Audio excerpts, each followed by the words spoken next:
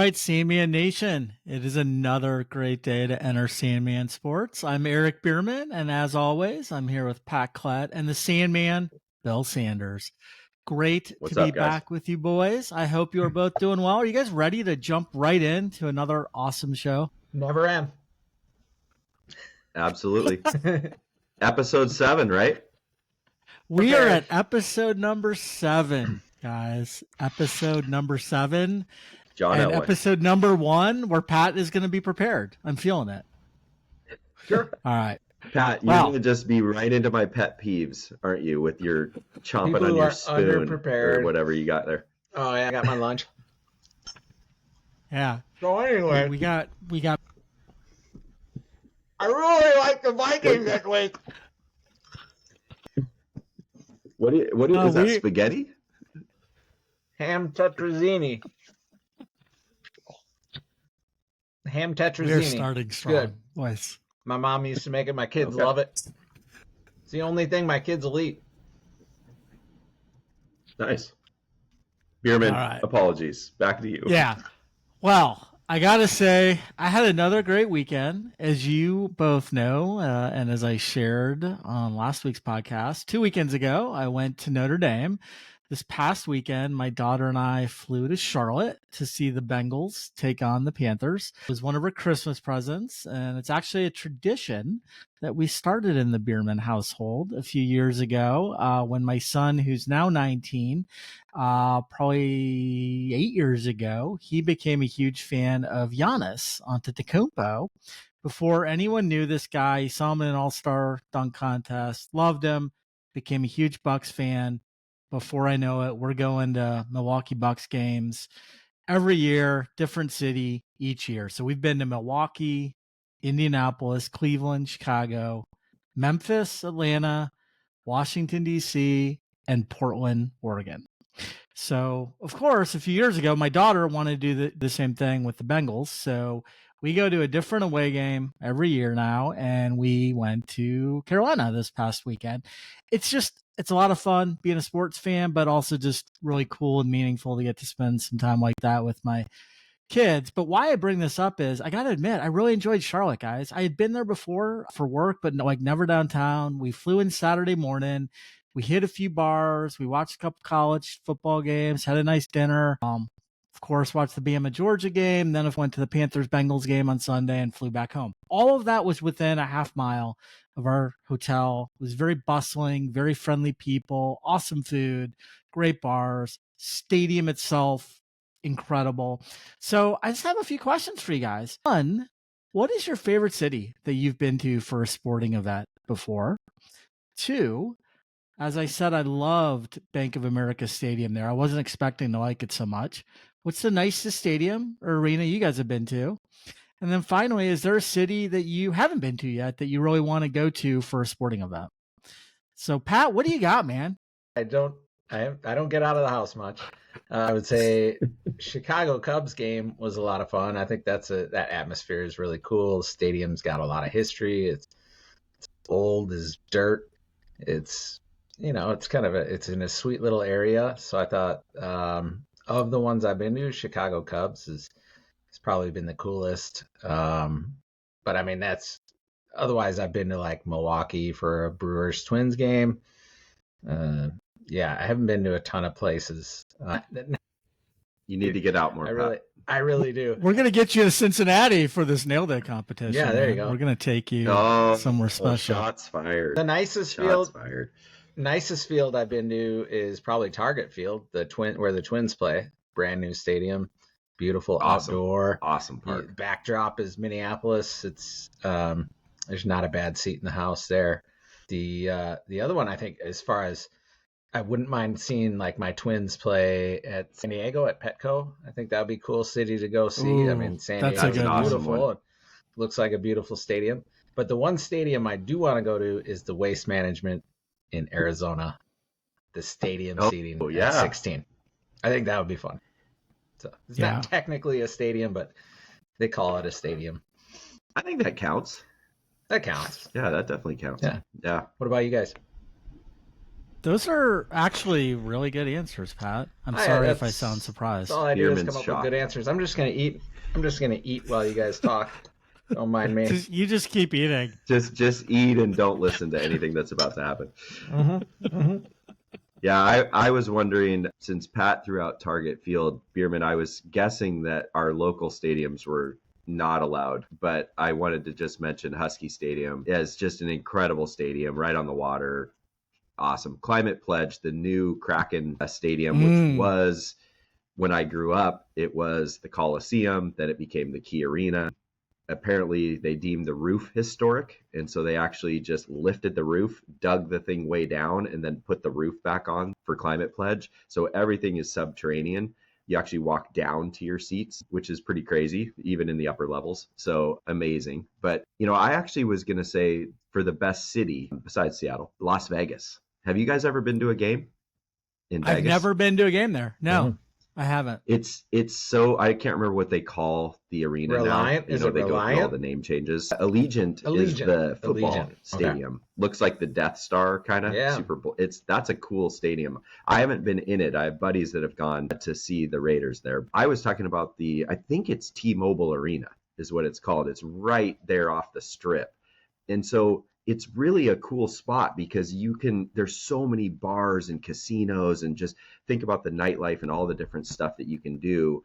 And then leading right up into, Golden Knights game. I saw the Kraken play their first game ever down there against the Golden Knights. Just a really cool surrounding area. So Vegas, you just can't go wrong. Tons of stuff to do, great food. That would be my best city. For the nicest stadium, I'm actually going to go into Pat's homeland, US Bank. What a cool stadium that is. Target Field is also really, really nice. But my wife and I were actually fortunate to go watch Garth Brooks perform there. Ooh. Yeah, great concert at US Bank. We actually went with our buddy Jeff Juvie and his wife Jenny. And that was a really fun night. And then I've seen the Vikings play in preseason there. Probably not the same atmosphere as a regular season game, but the sight lines, like, that is such a cool looking stadium. And then inside, amenities wise and everything else, what a cool spot. And the stadium I want to go to, I know this is probably such a standard answer, but on my bucket list, I got to get to Lambeau Field at some point in my life. And honestly, you guys will probably think I'm nuts here, but I would love to do it in the dead of winter, in like the most miserable day and conditions weather-wise. I just think that would be just give me the full experience of the frozen tundra. So those are my answers. How about you, Bierman? Damn, I want to go along with both you boys. All that sounds a lot of fun. For me, Nashville is probably the best city to go to for sporting events. Just a lot of great bars, really fun city to party in. Went there a couple years ago. I've gone there a few times for Bengals games. Went when McPherson kicked their way through the playoffs there. Now, I will say Nissan Stadium is probably the worst stadium I've ever been to. So I don't enjoy that, but the city itself is fun.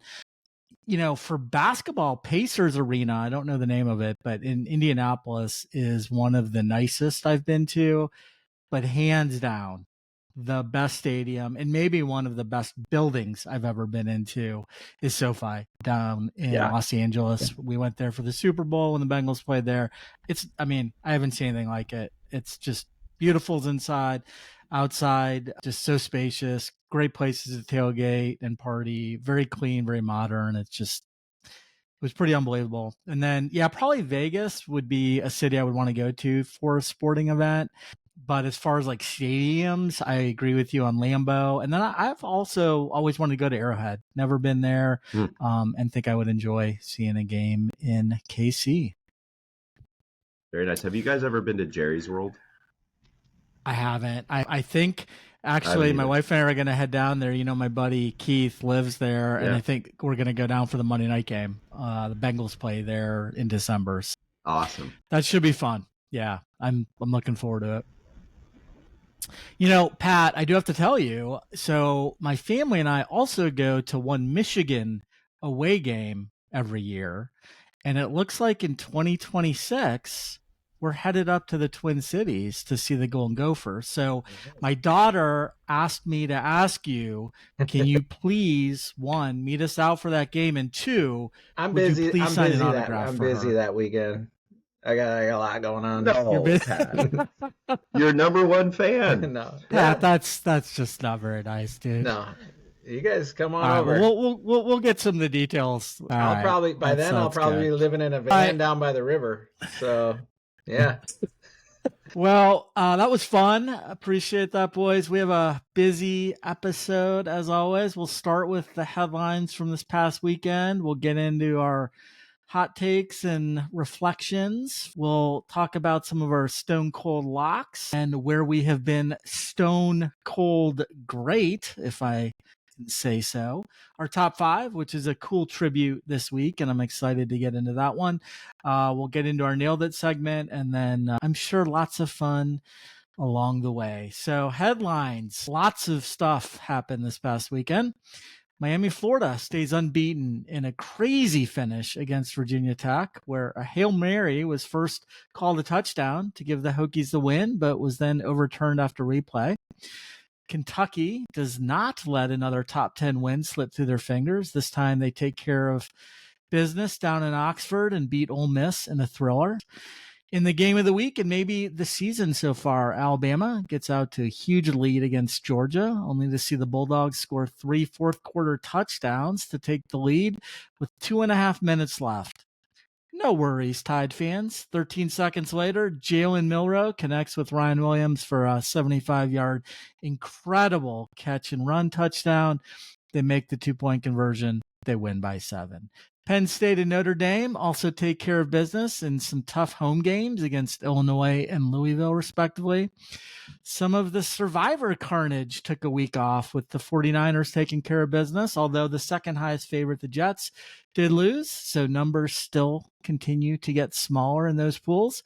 The Ravens look like they might be back by completely dismantling a very good Bills team. The Bengals get off the schneid in Carolina, setting up an interesting AFC North game in Cincinnati on Sunday. Both Monday night games, which, by the way, I absolutely love having 2 Monday night football games. I hope they keep that trend going. Were massive blowouts. And in the sad news of the weekend, especially where I live, the hit king, Pete Rose, passed away at the age of 83. We'll talk a little more about him and his legacy in just a little bit. So, fellas, a lot happened. Another fun weekend to be a sports fan. So, what are your big reflections and takeaways? Pat, lead us off. Well, I think I did.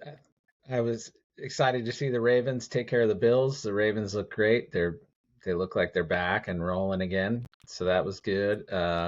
Every game I watched seemed to be when I stopped watching, the comeback would happen.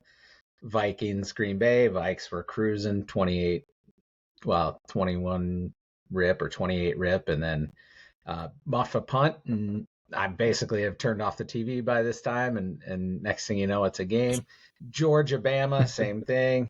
All these games had a lot of comebacks this weekend. I thought Goff's perfect game was fun to watch on Monday. I mean, guy goes 18 of 18.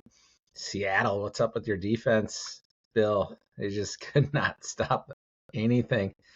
No. That's a good contender for over team with a good offense, because I like your offense and they got a terrible defense. That's a nice over team to keep an eye on over the course of the season. But yeah, and then how bad Miami looked without Tua. That was brutal. That was really tough to watch. Tyreek's he's gonna have a fit here pretty soon. So yeah. What about you guys? I have Tyreek in several fantasy football leagues, and it's not looking good. I almost considered dropping him in the Guillotine League this week. I mean, I don't know how I can keep him on the roster. He's definitely not startable right now. I don't know about dropping him. So gross. I know. So gross. Guillotine Leagues, man. That's been fun. Yeah. That's been super I'm definitely fun. getting into it next year. You've talked me into it. The for me, guys, I know we've already talked about it a little bit, so I'll just drop a couple highlights on the Bama Georgia game. Man, it's why I love college football. I just, with all the NIL stuff and transfer portal and so many reasons to get disenchanted right now, doesn't that game just kind of bring you back? I mean, it's just two great football teams. The game actually was kind of a dud early on. Bama just boat racing them. And then, as Pat just said, I mean, just a giant comeback. I was actually over helping my dad get moved, and so with my sister, and so I wasn't able to watch it, but I was keeping an eye on it on my phone a little bit, and I'm like, oh, wasn't it 28-0?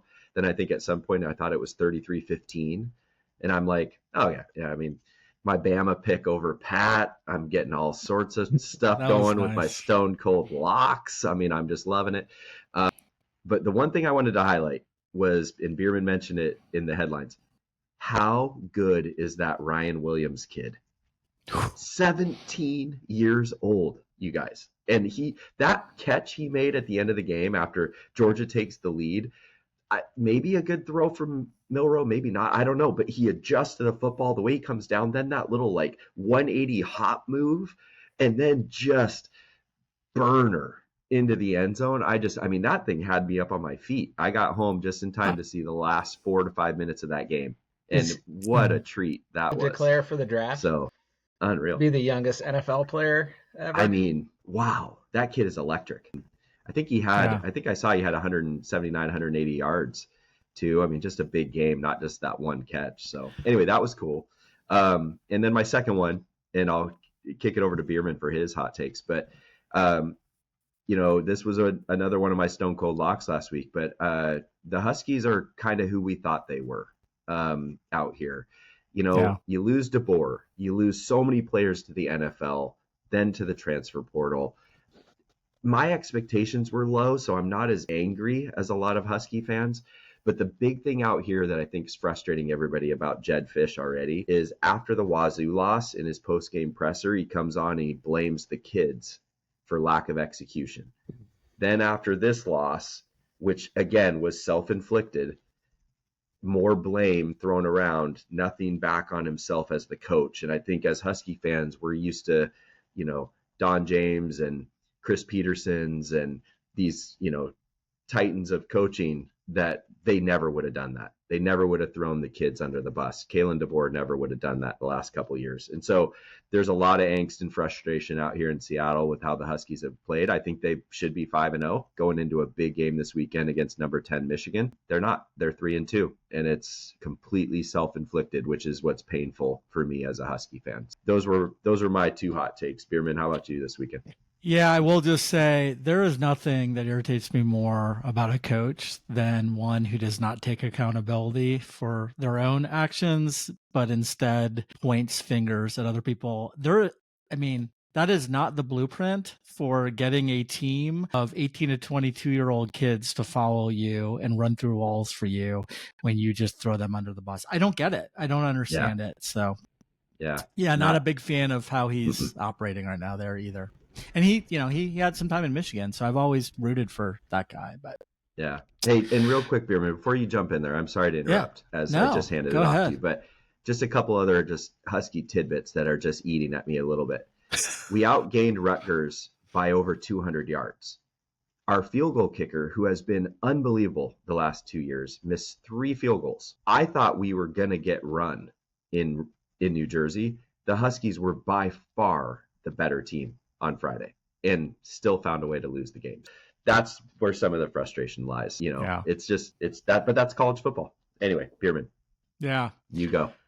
Well, I will start with Pete Rose, the hit king. I didn't grow up in Cincinnati, didn't move here until the early 90s, but growing up in the 70s, I certainly knew about the Big Red Machine, and I absolutely loved that team. And I absolutely loved Pete Rose. I was not blessed with innate athletic talent in any sport, but I did have speed. And my dad taught me at an early age to use that by always hustling, always running my fastest, no matter what, no matter where. And I think that's one reason why I just really liked Pete Rose so much. Charlie Hustle was probably the first baseball player I really wanted to be like. Now, let's be clear. Pete had a lot of demons and by some accounts may not have been the nicest guy or best guy off the field. And we all know about the gambling stuff. But boy, on the diamond, I want you guys to listen to these stats. He's the all-time leader in Major League Baseball in hits with 4,256. Most people know that. But he also is the all-time leader in games played with 3,562, at bats with 14,053, and singles with 3,315. He was a 17-time All-Star. He won 3 World Series in 75 and 76 with the Big Red Machine, and in 1980 with the Phillies. He won 3 batting titles, 2 Gold Gloves. He was National League Rookie of the Year in 1963, National League MVP in 1973, and World Series MVP in 1975. In 2016, he was inducted into the Reds Hall of Fame. His number 14 was retired, and he does have a statue outside Great American Ballpark. But as we all know, he is still not in Cooperstown. There are a lot of flawed people in the Hall of Fame, but all are worthy because of what they did on the field. Pete Rose and what he did on the field deserves to be in the Hall. It's a shame that he died before ever getting in the Hall. Do the right thing and put the man in. He's one of the greatest baseball players ever. He deserves to be in the Hall of Fame. I disagree. Amen, brother. Pat? Oh, really? Yeah. You bet on sports. That's the one thing you can't do. Don't do it, man. You knew it. You knew it going in.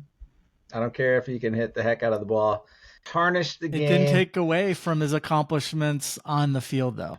Well, it didn't change what he accomplished on the field. That's where I'm at with it. Why he should be in the Hall of Fame. I'm just Plus, I'm just trying to push your buttons, Eric. I really don't care either way. I'm just trying to get you fired up. All right. But yeah. All right. Well, let's move on to. Go ahead. Cut. What? I say, but he did gamble. Pat was just doubling down on the fact that he did gamble on his own team. At his own team. He absolutely did. He did. Yeah. What a sad deal. Bierman, before you moved to your other one, had he been sick? It's weird that I don't. Not that I didn't. No, it was very unexpected to me. Yeah, at least. okay. I hadn't heard anything about it. Yeah. He was 83, right? He was 83 years old. Yeah. That blew me away. That's because I don't know about you guys. I mean, when you said that like 45, his rookie year, he played till he was like 45. Right. But it's just, I mean, Pat, if Bierman had quizzed us on when was his rookie year, would you have been anywhere near 1963? Yeah, I would have nailed it. You might have. I wouldn't have been. I wouldn't have been. I thought Pete Rose started playing baseball in like the early 70s. I just didn't put him as an 80-year-old. I put him more in the 70-year-old. So when I heard this weekend that he was 83, I was blown away by that. And I never saw him play in person either because again there was no interleague, right? So coming to Seattle, I just never saw him play, which is a shame. I can just, you picture that iconic picture of him head first diving, and it's like the camera's right there, right? And the look on his face and everything, the determination. And Bierman, that's why I agree with you so much, though, is that, yeah, he was flawed and he bet on his team and all the things, but he paid his price. He was not inducted for years, and to not put him in, and again, I know he wasn't sick, and so they didn't know he was going to pass, but it just feels like a big miss for Major League Baseball to me. How do you pay your price? How do you pay a price on a lifetime ban? You're banned for life. Your price is you are banned for life. Yeah. Well, then he should get in because now what he's do you think dead. about posthumously? What do you guys think, though? I know Bierman's take. Pat, I'm curious because I know Bierman's take, but what do you think about him getting in now that he's dead? Lifetime ban complete. No, still out. Still out? No, wow. No love. I mean, yeah, everybody's got a right to their opinion. I just feel like now they have to. Yeah. I mean, the guy is the Major League Baseball hits leader, and he died. He served his ban. He served it. It's done. Put him in. Bierman. I don't know. That just seems like a no-brainer. Maybe they have a separate section in the hall. They have a separate section in the hall for like guys like Bonds and Rose. And I'm sure, like the drug user or the steroids guys. The I don't want them to mention. do that though. Yeah, but see, we could go down a big tunnel here, but that's completely different. Bonds, most people think, and the reason he's not in is because he took enhancing drugs that made his performance better, which is why he had statistics that would allow him to be in the Hall of Fame. Pete Rose made a stupid mistake, but it had nothing, it doesn't take away from his 17 All-Star appearances or his 3 World Series won or his 4,256 hits, all of that. And that to me is what he should be judged on in terms of the Hall of Fame. So. And also, you mentioned this, Bierman, but there's lots of flawed people in the Hall. There are guys that are terrible humans that are in there, did tons of horrendous things, complete racists. I mean, I know this people. Isn't OJ Simpson is in the NFL Hall of Fame, isn't he? I would assume so. He's got to be. He's got. I would assume so. Yeah. Glove anyway, I know Glove we could probably debate this Eric. for hours, but Allegedly, Glove didn't fit. Must have quit. Bill, we might need to talk about lifetime bans from podcasting. I'm just trying to play devil's advocate today. Push your buttons, Eric. Pat, you made it 7 episodes. We loved you. You know what? You went against Spearman and Pete Rose. Guys, I have big news. I hope you guys. Let's hear it. I hope you guys are sitting down for this. We have 9 Michigan subscribers. Scored a passing touchdown. Michigan scored a passing touchdown. I can't believe it. And Khalil Mullings had his 3rd straight game with 100-plus rushing yards and 2 TDs. I'm not sure if that onside kick was offsides, and I'm still not sold on this offense, but I will take the win. Bill, they're heading to Seattle for the Purple Maze game. Do you think that will catch on? The Purple Maze game? It should.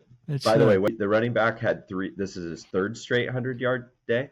3rd straight 100-yard game and 2 TDs. Stone Cold Lock. He's going to have his 4th straight on Saturday. Okay. Yeah. Is Michigan a dog? How is Michigan a dog there? Well, that was crazy. Guys, we were texting over the weekend. I don't know what happened. I know I saw a line that said Michigan was favored by 10 points. Who got hurt on Michigan or something? Something had to have happened. What? Yeah, I don't know. Nobody, as far as I know. Wow. Did Steve Entman decide to come back and use another year of eligibility for the Huskies? Is Marcus Tuiasosopo walking through the door to be the quarterback for the Huskies? Something's up. That's crazy. I don't know. I don't know what to make of that game. Like I really don't know who's going to win. No, I would not bet on that game. I know we're going to get into Stone Cold Locks in a minute. That is not going to be one of my Stone Cold Locks. Nope. So, but before we get into Stone Cold Locks, do these numbers mean anything to you? And no, Pat, these are not the dimensions of some hot co-ed. 24-6, 7-2. Oh yeah, that's right. The 3 of us went 24-6 in our C-Man Legend picks. Let that sink in. And we went 7-2 in our Stone Cold Locks, with the C-Man leading the way at 3-0. Pat and I both going 2-1. All 3 of us were correct on our Detroit pick over Seattle. So, guys, really nice job. The 3-pack came through. Yep. Just update season. You're being humble. You're being humble. Bierman went 9-1. I did okay. In the Sandman Legend picks. 9-1. Okay. That's an incredible week. Yeah, are you leading? Are you leading the Sandman Legends? I thought you were up tied there. with Ken Wintermout. Yeah, and then Shout out to Ken. I'm right there. Yeah, I think I might be in second. Yeah. Yeah. So we're doing well. I mean, if you are listening to this and have not checked out the C-Man Legend picks, you should. We've got 8 of our 10 that are above 500 in our picks. So doing well so far. Tickets. Cashing tickets. That's exactly right. So I'm going to just throw a disclaimer before we get into picks. Oh, do it. I know what you're going to say. No, I don't. I don't think you are, but I do. Shoot. I do not love this weekend's games at all. That was what it. Yes. No, Yes, that's it. Doubling down. I am doubling down with you. I hate this week. This is not a good week. Can we just skip it? Nothing jumped out at me. Now, of course, I can always convince myself for some games, but I'm telling you right now, I stuck no pro games, especially. I stuck all college, and I mean, if you look at my Bierman's Best Bets this week on the site, I only have 3 games, and those are the 3 games I'm going to talk about in our Stone Cold Locks. So not a lot out there, but leave it to Pat Klett. He's going to lead the way. He's leading the way in Stone Cold Locks, and he's going to lead the way this weekend. So lay it on us, Pat. What do you got? Well, I mentioned before we talked about Seattle offense looking good. You guys got a ton of pieces on the offense, and I feel like the defense is bad, so that leads to an over. You're playing the Giants. The Giants are kind of crawling out of total futility. You know, Neighbors, although he might have a concussion, but they're starting to at least put some points on. I think he is going to play. So the number's 43.5. I feel like this is going to go over.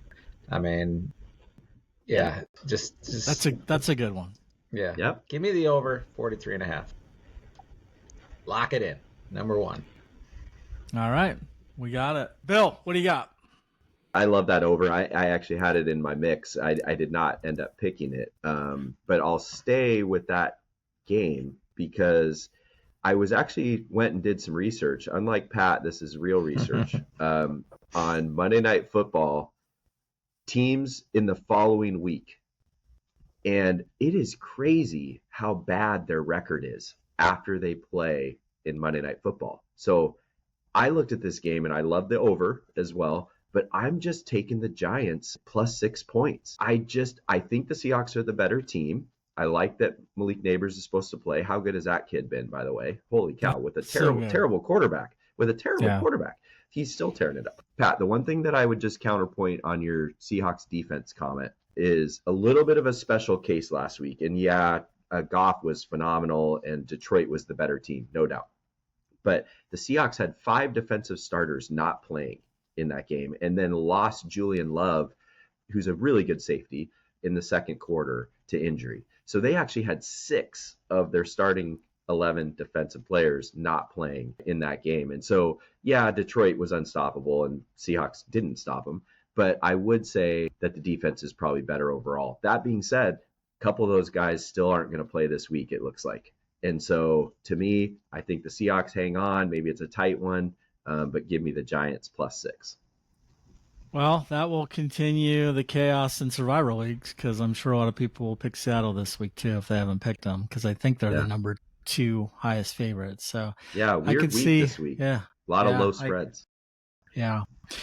So your Washington Huskies, you mentioned they lost to Rutgers this past weekend. Rutgers quietly continues to impress, along with Indiana. The Scarlet Knights, I think, are one of the feel-good stories of the season in the Big Ten.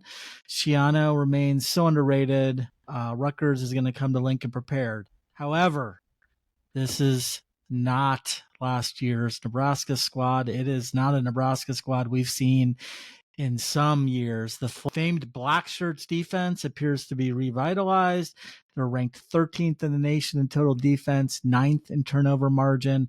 Their freshman sensation quarterback Dylan Raiola grows more comfortable every week. Cornhuskers are showing steady improvement. Their passionate fan base is going to provide a very intimidating atmosphere. Scarlet Knights are going to get rattled. I think Rutgers is going to have a hard time getting anything started on offense. They could make some turnovers. That could be an issue. I like Nebraska covering the 7-point spread and winning by double digits. That seems like a weird timing for that game. What do you mean? Just a non-conference game in like the 6th week of the season or whatever? No, it's Big Ten. Nebraska and Rutgers. Nebraska? What am I? Am I still in? Nebraska's been. Am I still in 1986? Am I still in 1986? Is Tom Osborne on the sideline of the? You got to leave this in there too. By the way, you got to leave this in. I genuinely like. Well, that is the weirdest non-conference game. All right. Nice. Sandman's going to chalk that one up to lack of sleep. Nice. Leave it in there. Sandman looks like an idiot. All right. Pat, what do you got? I got Great pick, Bierman. Sorry, guys. Sorry. That's all Sorry good. about that. Guys. Matt was just looking at me. He didn't even know what to say. He's like, "What? Are you serious?" Yeah. All right, Rave. Matt, save me, please. I got. Save me. This is gonna be tough to save after that. That's a tough one. Yeah, Ravens. I know. How do I turn my video off? How do I turn my video off? Just How do we put that Homer Simpson meme on here? Yeah, that's right. Exactly. Here, let me. Yeah. I'll simulate it here for the YouTube viewers.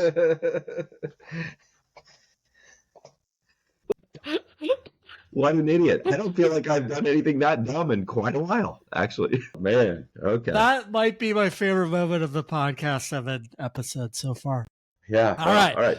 Pat, please. Pat, Save me. the savior. Here we go. Ravens giving 2.5 at Cincy. Believing in Cincy. Ravens looked good last week, so I'm gonna overreact and go for the Ravens this week. Yeah, I just don't. No offense, Eric, but Cincinnati is. They're not looking great this year, and you know it. They're not good. You should probably leave. No, they're not good. Switch towns. Move. You work remotely. Well, You got nothing tying you to that city. Just leave. just the skyline chili. That's what keeps me there. I'm with you, Pat. I'm with you. I feel like Baltimore, after their 0-2 start, they're starting to get rolling. And I'm looking at Cincinnati, and I just don't see it quite yet, right? I mean, they just handled Carolina, but Carolina's terrible. So even with Andy Dalton, right? I mean, the thing is, Andy Dalton's not Lamar Jackson. Baltimore -2.5. I do think pads are going to be popping, divisional rival. Bierman will be there, I'm sure. And he goes, and he seems to. Yeah. By the way, Bierman, my dad also told me, boy, Eric Bierman goes to a lot of games. Everybody tells me that. My siblings tell me that. My friends tell me that. He is living the life. Yeah. Everybody tells me that. So shout out to my dad. Yes. And he's giving you the love and the props. Well, tell Mr. Sanders I said hello, and I appreciate all the props. So very nice. All right. Well, I can't disagree with you boys on the Ravens. That sounds like. Do we have a 3-pat? No 3-pat. But it sounds like very logical to me, and when you two are bringing the research like you do, especially Pat, I can't argue against it. So much research, crunching numbers constantly. I mean, we've got Pat and the guy who thinks Nebraska's still in the Big 8. So I don't know why I wouldn't go with you guys. All right, I'm going to go against a team that is 4-0 against the spread this season. That is the Tennessee Volunteers. They have been dominant. They have the country's 4th-ranked offense. They've racked up an impressive 515 yards per game. Their defense sits number 1 overall, allowing a mere 159 yards per game. Arkansas, meanwhile, comes into this game losing to Texas A&M, a game that they had many opportunities to win. Tennessee looks strong. I'm still going with the Razorbacks. They get spotted 13.5 points. That is a lot of points for an SEC matchup. Arkansas is at home. I still like their quarterback, Taylor Green. He looks really good under center. He threw for 280 yards against the Aggies. They're capable of producing yards and moving the ball. If they can force a couple turnovers, they can slow the pace down a little bit. The home crowd's going to play a huge role in keeping it loud, keeping it raucous. It's going to be a close game. Tennessee is definitely the better team. It just feels like a potential letdown spot for me. And I actually think Arkansas has a legitimate shot at pulling off an upset here in front of a rowdy home crowd on Saturday. So I'm going to take Arkansas plus 13.5 points. Nice. Great helmets. One of the best. Surprised Pat doesn't have one in his background. I don't know why we're talking about helmets again. I thought we were over that. Are we going back to helmets again? Animal helmets all the time. All right, Pat. Give us your final Bill, wise Bill, you pick. went with your second? Bill, what was your second? I did. I was with you on Baltimore. Oh, you're just going to steal my pick? And I'm guessing I'm going to steal your third pick. You can just jump on anyone else's pick. All right. I think I did all the third research. pick, I already know it. I do all the heavy lifting. I do all the research, and you jump in on my pick. Yep. Okay. Yep. My third I don't want you to get too far away from me. My third one is, I don't know. This is kind of more of a hate on the Gophers of Minnesota, but USC is coming in on a night game in Minnesota, giving 8.5 points. I feel like it's going to be a rout. I feel like USC is going to roll. More so just because I'm kind of sick of our coach and just listening to him, his rah-rah hoop. He talks. I'm just tired of his buy into the program speak. Like, we're all rowing a ship, rowing a boat. No, like, just come on. RTV. Just talk to me normal. Tell me what you really think. Yeah, I'm off the Gophers. Give me USC. 8.5 points. All right. I like it. That Moss kid is good. Mm-hmm. He's going to throw for a zillion yards. Yeah. I think USC's gonna roll. I like that pick, Pat. Yeah. I had that honorables as well in my mix. But Pat, I thought you were going to go to this game for sure. I'm rolling with the Vikes. Skull. I mean, take them to London. I don't care. This game in Minnesota being a 2.5 point favorite. So I got Minnesota minus 2.5, Bierman. I don't get it. I don't get this line. I get it's neutral field. I get they're traveling. That part of it, maybe that makes sense. But boy, I was stunned to see this only at 2.5. Are the Jets even good? I mean, are they even good? Out. They beat. Yeah, their defense is decent, good. But I mean, they stomped the Patriots, and then they barely beat the Titans. Those are their 2 wins. Okay, Minnesota's good. Yeah, Minnesota is good. I mean, they have been handling teams. Now, granted, I know Green Bay came back on and made it close last week, but that's an away game, and they still got it done. But jumped out to that big lead. To me, this was actually my number one. I just got to it last in our Stone Cold Locks, but I love the Vikes minus 2.5. Well, and as I said last week, I'm always on the Vikes. I just figured I'd switch it up so I don't just do the same pick every week and be a total homer. But this one scares me a little bit just because the London games are always weird. I feel like it'll be close. Yeah, I feel like it'll be close. Rodgers has a history of doing things to Minnesota that, I mean, I don't know. I feel like this is one of the weeks where I'm like last week I was like, oh yeah, Vikes all the way. Week before that, yes, Vikes all the way. This one I'm like, this is a trap. They're gonna trap you into it. But who knows? I mean, we could just maybe a slight overreaction. We could blow the doors off and give them a good old whooping. But I don't know. I think that their defense. I think more than anything, their defense will give us a little bit of a fit this week, and it'll be close. So I hate to give any points. Yeah, I hear you. To your point, Pat, the London games always just scare me. For some reason, they just always seem to go in a different direction than what I think. So we'll see. All right. I'm going to go with a game where at first glance, this line just seemed so wacky to me. Georgia Tech is giving 8 points against Duke. Duke comes in a surprising 5-0, and Georgia Tech lost their last game by 12 points against Louisville, and they sit at 3-2. However, when you look a little bit deeper, Duke's wins have come against Elon, Northwestern, Connecticut, Middle Tennessee, and a not good North Carolina team where they were down 20 and somehow the Tar Heels let them come back to win on Saturday. Georgia Tech is coming off a well-timed bye as they had some starters injured. They're now back. They're healthy. They're rested. I really like their quarterback, Haynes King. He's a dual threat. It's going to cause problems for Duke. I like Georgia Tech to take advantage of a Duke team that I think is going to be fatigued from their rivalry game on Saturday against North Carolina. I could actually see the Yellow Jackets pulling away very nicely in this game. I will give the points, take Georgia Tech -8. Good luck, boys. North Carolina. Yep, good luck. That game, North Carolina lost to Georgia Tech. They were up last weekend. They were up. North Carolina was up 20-0 against Duke. Duke, and they lost 21-20. Oh, God. Yeah, I think it's time for Mac Brown. Is out.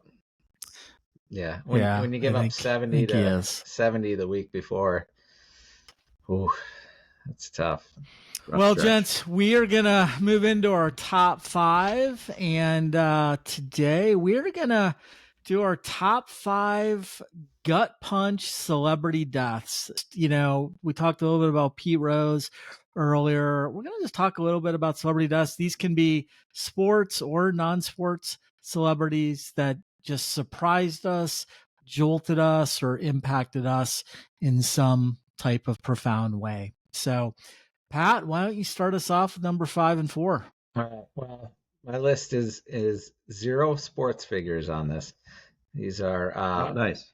my first I did one. all sports, so I'm glad, Pat. My first one, believe it or not, is Peter Jennings. And this is more so a nostalgia thing. I just remember watching and seeing that Peter Jennings died, and I just kind of was like, for my wife was looking at me like, "Are you crying?" And I was like, "No," but then you get to thinking, you get to thinking about, man, I used to watch. My dad would always have nightly news on, and it was either Brokaw, Jennings, or who's the third guy? Rather. Yeah, rather. And so Yeah. for me, Yeah. it was less about that I loved Peter Jennings. It was just more kind of the end of an era, end of Yep. not being at home with the family and my dad putting on the nightly news. It was more so about the passing of time than actually Peter Jennings, because he was probably number 3 on the list. I think we went Brokaw rather than Jennings, but I just remember in that moment being like, that's it. It's over. So that is my number 5. My number 4, believe it or not, is Steve Irwin, the crocodile hunter. I mean, Steve Irwin, yeah. the guy. I thought about him. You know, he was an honorable mention like, for me. Right. Yeah. Oh my God. He was so cool. And then he gets what was it? Like a stingray pierces his heart. Like oh man, just crazy, unbelievable. That was a shock to me. So number 4, shout out to the crocodile hunter. Those are my 5 and 4. Those are good, Pat. Nice. I went with gosh, I would guess this is the most shocking sports death, at least in the last 5 to 10 years. For my number 5, Kobe Bryant. Yeah. I just remember hearing. It's for a lot of these. It's like I know exactly where I was when it happened. Right. It was just that moment in time, and just I couldn't believe it. I'm like, no, that can't be right. He's so young. Like, how did this happen? And what, helicopter crash? No, his daughter was on it, right? I mean, just those things. I mean, just for a guy who, as an athlete, I was not a fan, mostly because Sonics and Lakers, right, and that rivalry. But I just always appreciated, I guess, his competitiveness and obviously his skill. Amazing basketball player. Shout out to my buddy Blair. He had Kobe on the fantasy basketball team for years and years. I knew he was a huge fan. I just remember texting Blair, "Did you hear this news?" And we both just couldn't believe it. And, he went through trials and tribulations younger, didn't make good decisions, apparently. Obviously, the court cases, the rape case in Colorado, like all of that stuff. But later in life, he seemed like he really turned that around. And I had a lot of respect for the fact that he seemed to be an A-plus dad and husband. Now, again, people will judge him on things that happened earlier in his life, but that was just shocking to hear that one. So that Kobe was my number 5. Number 4, a little bit of a close to home one, but I think you guys will know this guy. It's John the Professor Clayton. Oh yeah. If you remember John Clayton, mm-hmm. Right? He was ESPN fame. One of the greatest Sports Center commercials of all time. Do you know 100%. What I'm talking about? Yeah. Oh yeah. With the hair. The hair. And my dad actually worked with John at the Tacoma News Tribune, local paper, and John carved out an amazing career for himself. And just what a weird looking guy, right? I mean, just like not the guy that you'd ever expect to be on television. But he also was a legend in local sports radio. He had his own show on Saturdays, which was very insightful. He took calls from people that was kind of annoying, but very insightful NFL insider, kind of one of the first, I think. And Yeah. he was also an amazing husband to his wife, Pat. I think she had some needs. I can't remember what she's been dealing with health wise for a number of years, but he was always there for her in every way, shape, and form. Seemed like a great man. I met him at KJR when I was an intern in the late 90s, which is a local sports radio station. He's a very tiny guy. He was also just so kind and nice. And so when he passed, that was one that, really hit hard to know that the professor was no longer with us. So those are my 5 and 4. Bierman, how about you? Yeah, I'm going to start with a guy that most of our listeners don't know, and I'm sure neither you or Pat know. His name is Joe Nuxall, longtime Reds announcer with another famed guy named Marty Brenneman. For years and years, there was nothing like listening to Marty and Joe on the radio on a summer night, rooting on the Reds. It's crazy how powerful those simple memories can be, kind of to your point earlier, Pat. Nuxall had a cool story. He actually is the youngest player to ever appear in a Major League Baseball game. He pitched for the Reds back in 1944 at the age of 15 years old. Imagine being 15 and playing. Yeah. He then went on and served in the military in World War II. He found his way back to the Reds in 1952. He made the All-Star team in 55 and 56. He was affectionately known as the old left-hander. He was a broadcaster for 40 years for the Reds. And his famous closing line at the end of the night, at the end of every game, was, "The old left-hander is rounding third and heading for home." And that line, rounding third and heading for home, is actually written on the outside of the Reds stadium. Very cool legacy. He lived to be 79, so good long life. But when he died, it just really struck me because I knew an era was over, and, just my memories of him and the games he called just seemed a little bit different in a bittersweet way. Sad stuff.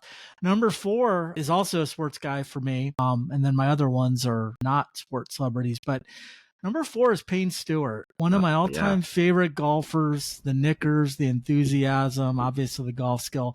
When he died in a plane crash, which is crazy, it was due to the cabin failing to properly pressurize. He was only 42 years old. And it's those young, completely just unexpected, random deaths that I think rock us the most because they're just so surprising. And that one jolted me for sure. And to your point, Bill, yeah, all of these, I bet we all know exactly where we were when we heard the news of all of these. And that's good one there, Bierman. Yeah, really good. Yeah. All right. What do you got, Pat, for 3 and 2? For 3, I was going to pick, there's a million singers that have died, pick any singer, but, you got Kurt Cobain, Prince. Prince lives a block from me. Mm-hmm. A tough one, but of the singers that have died, I felt like Chris Cornell was a tough one for me. Soundgarden, Audio Slave, Chris Cornell. It's just tough to see that these guys just can't do it anymore, and they don't have any outlet, anyone who can talk them off the ledge, and then they, commit suicide. It's tough. Or must be a Seattle thing. I don't know. With the weather out there makes people miserable, but depressing. That one, that's tough. And then my number 2 is Chris Farley. The Chris Farley death was a tough one. Awesome. He was so funny. I could just watch his stuff over and over again. Still funny to this day. I can still, say a million Chris Farley quotes. Farley, that was a shock for sure.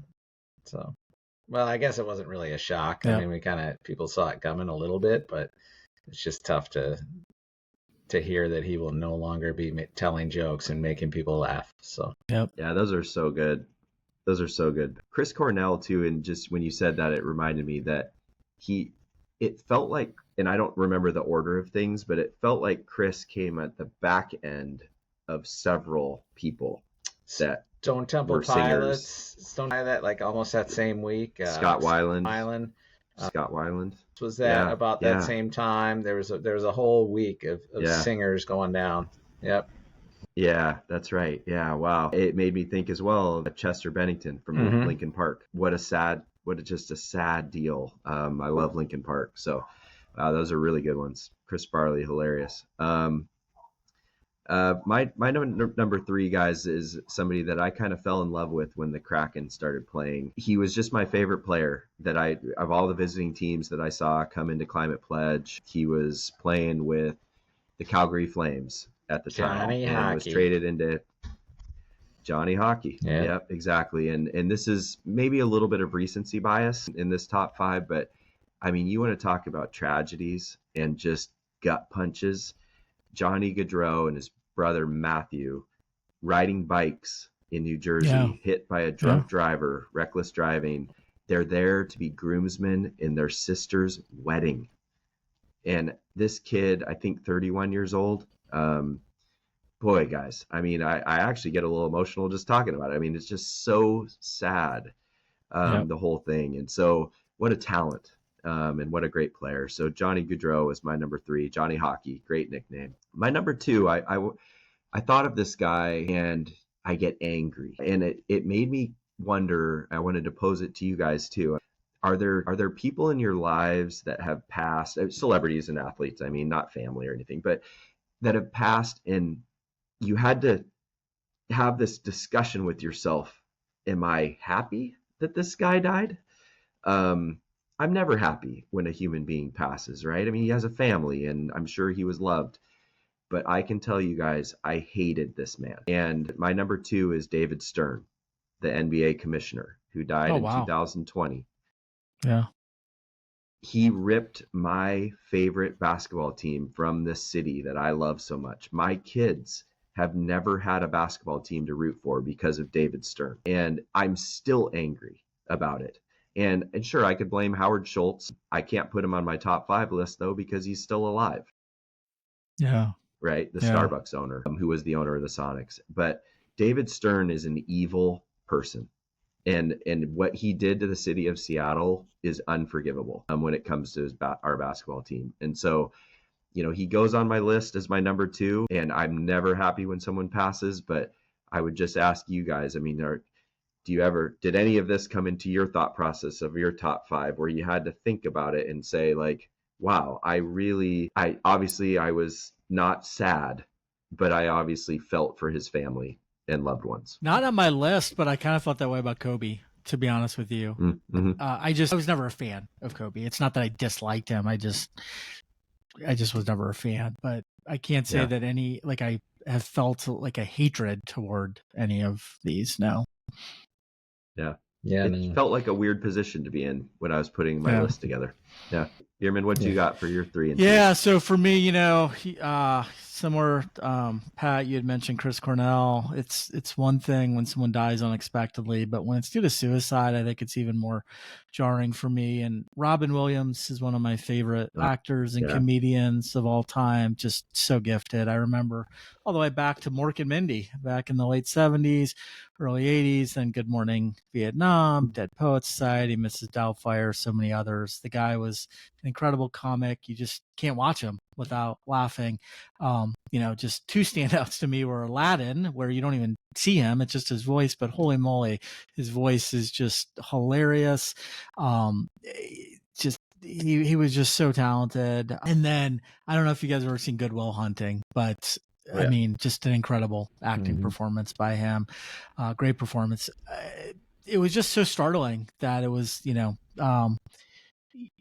it's hard to remember that these are people, and this man battled deeply with depression and anxiety. And it's just a stark reminder that celebrities are truly just people. They may have fame and fortune, but they also have a lot of the same problems that other people battle with every day. And it's a sad reminder of that when someone who gave so many people entertainment and laughs throughout his life, that they felt there just was no other way around that sadness than to end his own life. So that was a tough one for me to get over. I'm going to cheat a little bit here and steal a little bit of Pat's. I'm going to go with the triumvirate, the Saturday Night Live triumvirate: John Belushi, Chris Farley, and Phil Hartman. The first two died from drugs, just both so iconic. You mentioned Chris Farley, Belushi. You know, I was real young when he died, but I remember my dad and other neighbors just like really having a reaction to it. And then, of course, Phil Hartman was murdered by his wife, which I think is just so unexpected and hits us in different ways. So all three of them were so talented, so funny, and just sad when I heard all three of them pass.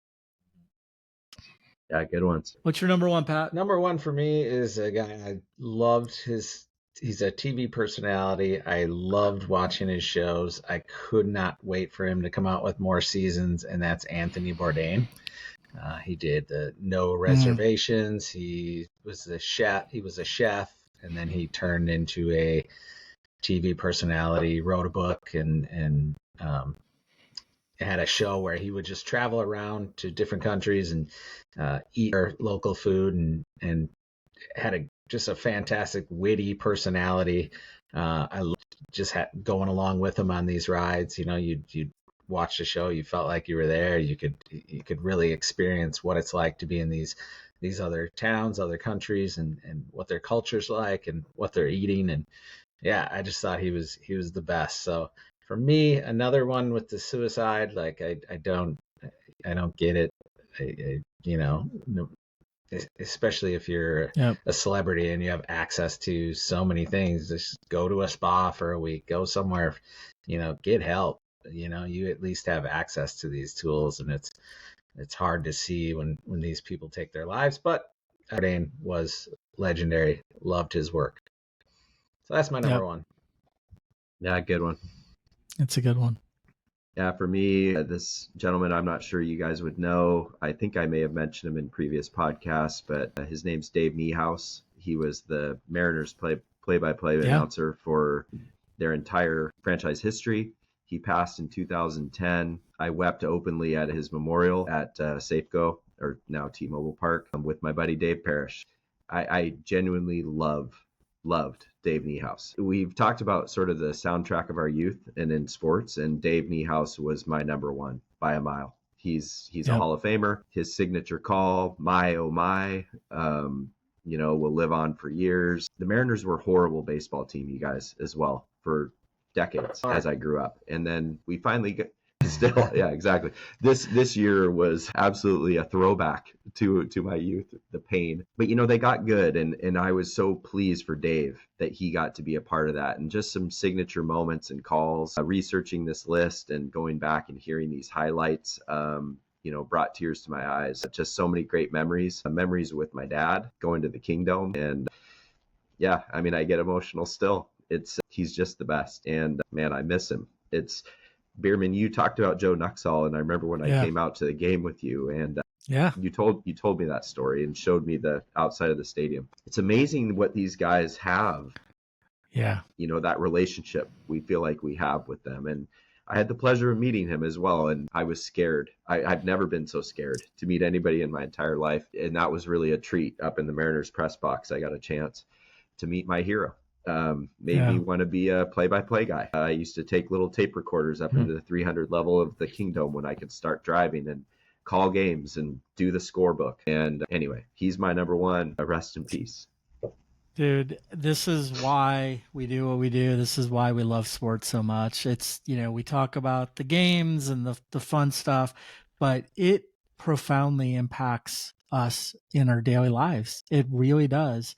And when you lose somebody that you obviously looked up to, Bill, I mean, I can see it on your face, how emotional you are from this. That actually makes me feel good about how passionate we are about sports and the people that touch our lives through something that we enjoy and bring so much enjoyment and entertainment to our lives every single day. So I hope he's resting in peace, and I appreciate you telling that story, man. Mm-hmm. Thanks. For me, I'm gonna go with one that we all remember, I'm sure, Princess Di. I was young when the wedding occurred between her and Prince Charles, but I just always thought that was a cool story. I am not into the royal family like many people are, but I did just always like her, and I thought she handled everything so gracefully despite some very difficult circumstances. All she wanted to do was get on with her life after divorce. She was only 36, guys, when she died, and I know most people know this, but it was because, her driver was trying to spare her from the never ending paparazzi and give her some normalcy, and sped through, I believe, the streets of Paris, resulting in just a brutal crash as he was speeding away. It's just tragic. It's profoundly sad that someone so young and by all accounts just a good person died in such a senseless way. So that one, I remember exactly where I was, and it definitely affected me. Well, guys, I know that's not the most uplifting and probably most fun segment we've done, you guys are bringing me down. But you know what? We just paid tribute to 15, maybe a few more, I think, because I cheated on a couple, but 15 or 16 or 17 people that impacted us.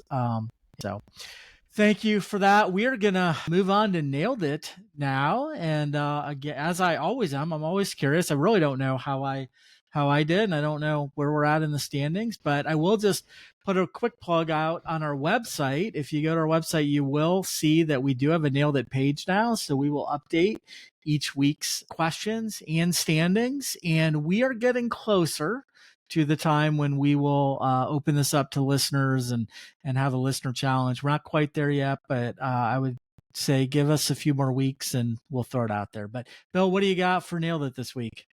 Yeah, so let's talk about the current standings first. Cincinnati's in the lead. Bierman's got 11 points. Seattle, Pat, for all you people listening and not watching, Pat's crossing his fingers. He's excited. Bill in Seattle is in second with 10, and then Pat's bringing up the rear with 4 points. Still, of course, tons of time to make up lots of ground. Due to the feedback, we're just going to go quickly through episode 6 and what happened last week. We had total points for the USA in the President's Cup. I got that one with a guess of 18, and they scored 18.5 points, so almost the bullseye. I was actually really regretting the fact that the internationals couldn't hold on to that last full point. I thought I might actually hit the bullseye. In the Georgia and Alabama game, I got that point as well. I had Bama and then 2 points. They ended up winning by 7. Bierman, unfortunately, was boxed in with his guess of Bama and 1 point. You guys both hit a point on the third question. How many rushing yards for Sam Darnold? You both guessed 12 yards, and he had 15. So really good guess by you guys on that one. We had how many runs will be scored by Seattle, Cincinnati, and Minnesota on the 25th of September. This is for Major League Baseball. I got a point here. I guessed 16 runs. The total was 18. And then Bierman nailed our geography question, and we don't need to go into depth about how terrible Pat and I's guesses were. But Eric gets the point with a guess of 4,200 miles between the 6 cities that were playing in this MLS matchups this weekend. The correct answer was in the 5,400-ish. Good guess by Bierman. Okay, so are you guys ready? You got your phones out? Let's do it. Yep. All right, so let's hit our 5 questions here for Nailed It. We're going to start. The Major League Baseball playoffs started yesterday. I don't know if you guys got a chance to watch any of the games. I'm really hoping that the Tigers destroy the Astros. That's my one thing. How many games will the World Series champion play is the question. Okay, now I'm going to just set it up with a couple things. Remember, the wild card round is going on right now. Here are the teams involved. So if you think these teams are going to win the World Series, you want to factor that in. The Orioles, the Royals, Astros, the Tigers, the Padres, the Braves, the Brewers, the Mets. Okay, so that's a best of 3 series in the wild card round. Then a series best of 5. Then the championship series of best of 7, and the World Series best of 7. Okay, so I got to think of my guess here. Okay, are you guys ready? It's not who wins either. It's just the total games they'll play. Are you both ready? Wait, the total games they'll play of the champion, though. The winner of the World Series, how many total games they'll play in the playoffs. Yeah. And I'm cracking up because I just looked at the Sandman podcast thread and Pat has "fuck you, Bill." I see that too. Pat, I appreciate your apology earlier as well. I appreciate your apology. I know. Yeah, it's just okay. Are you guys ready? It's how I felt at the time. 3, ready. 2, 1. Send. Okay, man, we were all super close. Okay, so Pat guessed 16. Bierman and I both guessed 17. All right. Question number 2. In the rematch, He's being equitable Spreading the with love. his fuck offs. Yes, thank you. He just gave Bierman one as well. Well done. Okay, nice. I didn't want him to feel left out. Yeah, no, that's good. I'm sure that he's feeling much better now. In the rematch of national championship college football game this weekend in Seattle, number 10 Michigan travels to Seattle to play the Huskies. How many yards will Will Rogers, starting quarterback for the Huskies, throw for? Here's some tidbits. He's averaged 271 yards per game. Michigan gives up 232 yards per game. And they're the teams that they played that have been really good. Texas, they gave up 246, and USC, they gave up 283. So there's a couple of tidbits. So how many yards will Will Rogers throw for on Saturday, 4:30 Pacific, when the Huskies beat Michigan? 3, 2, 1, send. We are super spread out on this too. This is great. Okay. Pat gave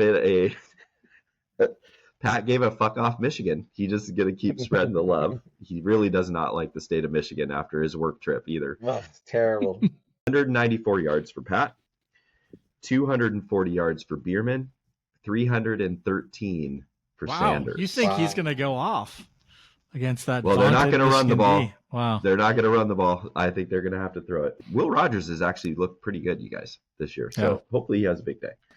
Okay. We're going to head, question 3, we're heading to the ice. Okay. A little preseason nailed it. I know everybody's excited about preseason hockey. Okay. So here's what we're going to do. Kraken play the Oilers. I believe that game is tonight. We're recording this on October 2nd on a Wednesday. I think that the Blue Jackets play the Penguins tomorrow, and I think the Wild play the Blackhawks on Friday.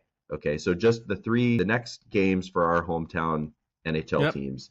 How many total goals combined for our 3 teams? For our 3 teams. Okay. Oops. How many total goals? Sent it too early. Pat already guessed. That's all right. I haven't looked. You're fine. It's not good. I love it. Okay, I got to actually think about this now. How many total goals will our 3 teams score? Okay. All right, Bierman, you ready? Yep. 3, 2, 1, send. Oh my God, Bierman. No. We both guessed 8. That's incredible. I thought I was going to be on the low side, try to get a point. See, I'm already trying to strategize now on this nailed it game. Pat guessed 15, and I'm guessing Pat's going to be closer. But all right. Nice. Love that. Pat 15, and Bierman and I guessed 8. Okay, question number 4. I think this is going to be a good NFL matchup. We're going into Eric's backyard. We got Baltimore at the Bengals. How many rushing yards for Lamar Jackson? Okay, here's the stat. He has averaged, actually, let me ask you guys real quick. How many yards do you think Lamar Jackson averages on the ground in their first 4 games? 38. Bierman? This is not the nailed it question. This is just a question. I was going to say 35. 77. Wow. That's incredible. Wow. Okay, so Lamar Jackson is averaging 77 rushing yards per game. How many yards will he rush for on Sunday in Cincinnati? I got to think of my answer. You guys ready? 3, 2, 1, go. Okay. See, I went huge again. So I guessed 74 yards. Pat guessed 29 yards. Bierman guessed 48 yards. I think that one's going to be, that could be anywhere. That could be all over the place. Okay, last one. We're going to stick with Pat's beloved Vikes. Traveling to London to play the Jets at Tottenham Hotspur Stadium. We've already talked about this game a little bit in the early segments, but this is not a football question. This is actually a soccer question. See what I did there? What Tottenham Hotspur exactly is Brighton? Hotspur? They play Brighton on Sunday in Brighton. I think it's called Fulmer Stadium, if I remember right. Okay. The over-under is 3.5 goals. How many total goals in the match between Tottenham and Brighton? Are you guys ready? No. Ready. 3, 2, 1, send. I knew you were going to guess 0. Pat guessed 0. Bierman 3. Sanders 4. All right. And as far as Nailed It goes, I think that's it, Bierman. The only other thing that I was going to add is, along with the contest that's coming in the next couple of weeks, for all of you guys listening and following, liking and subscribing, we so much appreciate you guys doing it. And that's going to be a fun contest. We also are going to have some sponsorship stuff coming. Excited to let you guys all know about that as well. Thank you to Kent Spellman and others, Bernie DeLynn, you guys that have been working with me on that. It's coming. Probably not those. No, probably not. But anyway, that's Nailed It for this week. Hopefully Seattle takes the lead. Well, thank you for another great segment, Bill, of Nailed It. And thank you both for another awesome show. It is sadly time to exit Sandman Sports. Thank you, listeners, for tuning in every week. We do have some big news. We finally are on Instagram. Follow us on Instagram at instagram.com, enter Sandman Sports.